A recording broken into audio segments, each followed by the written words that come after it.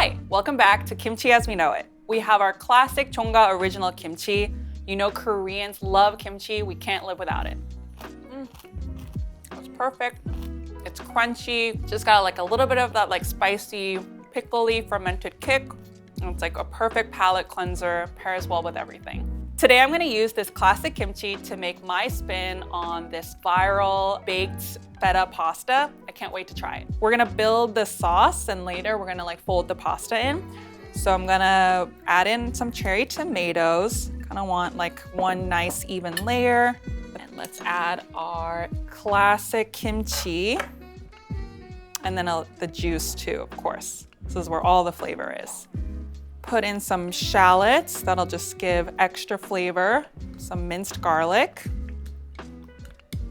And then we'll season with a bit of salt and some pepper. We're gonna add a little drizzle of olive oil. All right, so now we will mix all the ingredients together to combine. And honestly, like, the oven's gonna do all of the work, just bring out all the beautiful flavor. We're gonna create a little well in the middle, and then that's where I'm just gonna place my block of feta.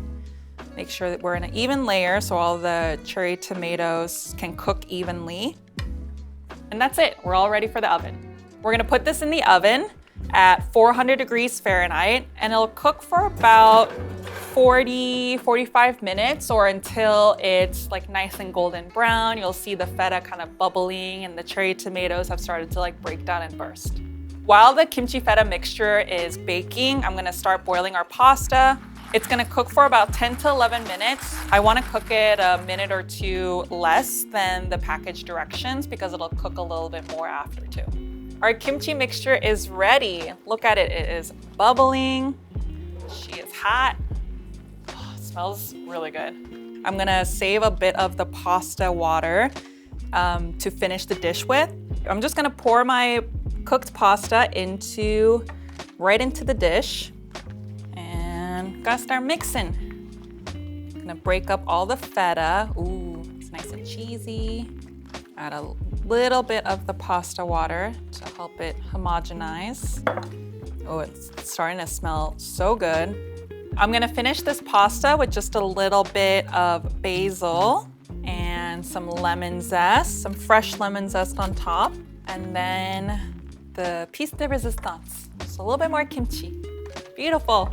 Here is our final finished pasta dish. It looks beautiful, smells amazing. I love how the feta and the kimchi and the tomatoes have sort of combined to this like beautiful, luscious sauce. Give it a taste. I love the nice spicy kick from the kimchi. It really blended into the sauce really nicely. It was such a quick pasta dish to put together, and I can't believe this all happened in like one dish.